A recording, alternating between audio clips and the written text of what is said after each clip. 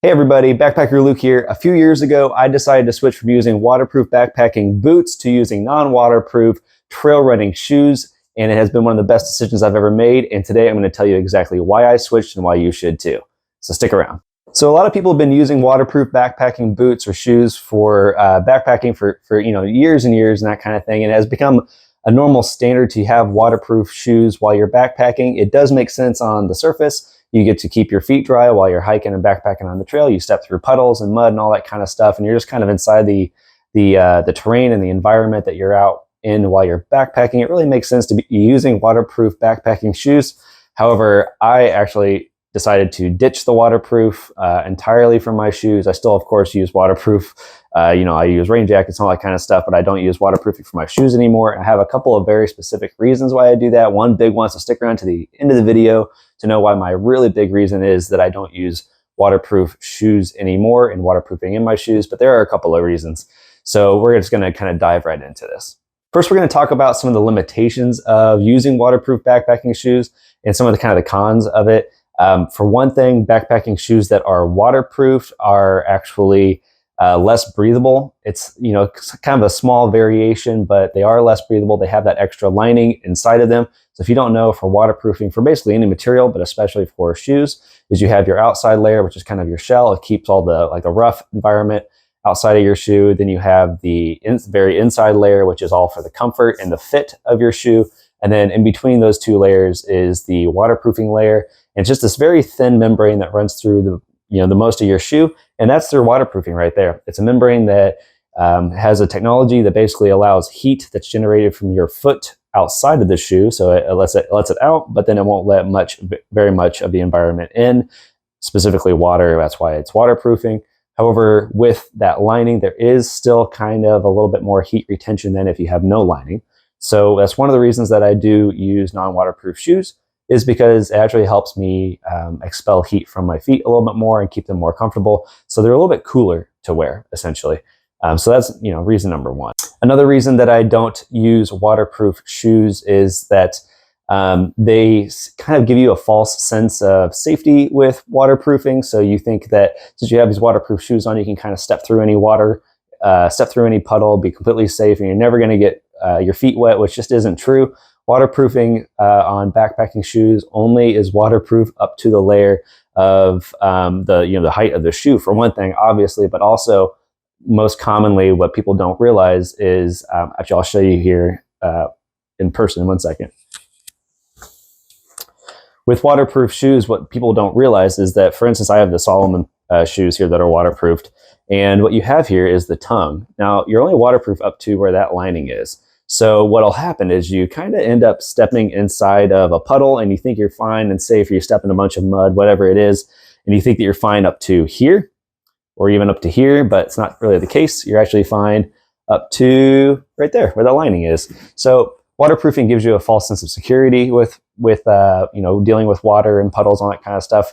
And then you kind of end up taking steps that you shouldn't take, and you end up soaking your feet anyway because you step in water that's above your waterproofing, and then you're kind of in more trouble. So that's reason number two. Now I'm going to talk to you about some of the benefits of using non-waterproof shoes. For instance, I really like the Salomon brand. I use Salomon brand for my waterproof shoes. Now I use the Salomon brand for my non-waterproof shoes. So there you go. Not sponsored, hashtag. So some of the reasons that I do enjoy using non-waterproof shoes, there's a lot of different reasons, but for one thing, they're generally a little bit more lightweight. Not always the case, but they feel more lightweight. They're a little bit more kind of flexible, and they have some flexibility to them. They are also more breathable because they do not have that waterproof lining in them. So they're more breathable.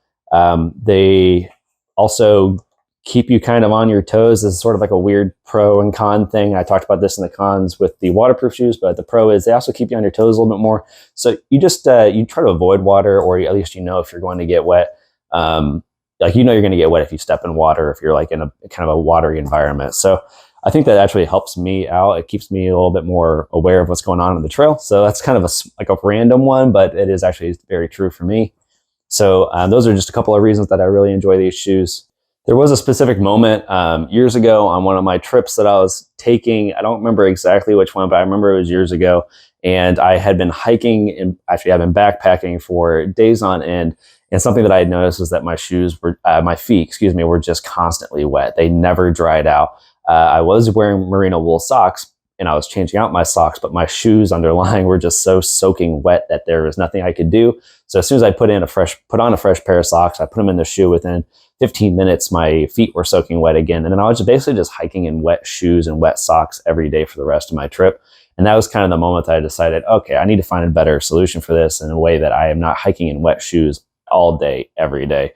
So that was sort of the moment that I realized I needed to switch over to using non-waterproof shoes and that I really had that benefit of doing that. And once again, I'm just going to say, like, that is one of the best choices I've ever made in my backpacking career, is switching from waterproof shoes to non-waterproof shoes. So for what it's worth, that's the reason that I've switched over and that I decided to make that switch and do the research to figure out why I should do the switch and all that kind of stuff. So the number one reason that I use non-waterproof shoes over waterproof shoes, and thank you for sticking around to the end of the video to figure it out or to hear it, or maybe you skipped ahead. I don't really know. I don't know what you do. You can do whatever you want. Is that these things dry out so much faster than waterproof shoes. So when you have non-waterproof shoes, there is also more breathability, which I've already talked about, but that also means that the airflow moves in and out of these shoes more quickly, which means that they dry out more quickly. So when I was hiking in waterproof shoes, I would step in a puddle, I would soak the inside of the shoe, whatever it was, you know, the water would get kind of through that waterproofing one way or another.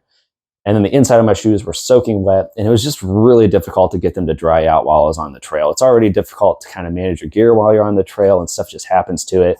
But with waterproof shoes, it felt like they never dried out. I'd have to get home, let them sit in the sun and let them sit out, or throw them in the dryer or whatever until they would finally dry out. And I didn't have sort of like this like burden of hiking in absolutely soaking wet socks and shoes every single day.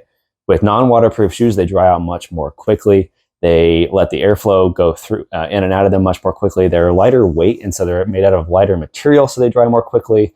And also what that means is when I am swapping out my merino wool socks, which I always recommend you wear, I feel like I say this in every video, merino wool is awesome, cotton is awful. But when I would be swapping up my merino wool socks, the socks would actually absorb the little bit of moisture that was still contained inside the shoe when they would get wet, and then they would actually just absorb the moisture and then spread it out and kind of dissipate that water, and then it would dry out more quickly, and then I would be able to dry out my shoes more quickly. So I could let these sit in the sun for an hour or two, and they would dry out, whereas with my waterproof shoes, they could sit out in the sun for an hour or two or three, and sometimes still then not even be totally dry, and then I'm hiking in wet shoes all day and all my entire trip. So with non-waterproof shoes, they dry out much more quickly, and they're a lot more easy to manage, and also they're just more breathable. They're usually more lightweight. And let's be honest, if you have been backpacking before, or if you're about to go on your first backpacking trip, I'm just going to tell you, your feet are going to get wet, depending on the environment, of course. But like, you're going to do a stream crossing, you're going to step in a big puddle you weren't expecting, you're going to be slogging through mud that's on the trail, or you have to go off trail to go to the bathroom, and you end up in something that's wet, and you will get water through the waterproofing of your waterproof shoes, and then they're going to be soaking wet for the rest of the trip. With non-waterproof shoes, you don't really have that issue. So I hope that's been helpful for you. If you have any questions, make sure to leave them down in the comments down below, and I will be happy to answer them for you. And I will see you on the next one. Thanks.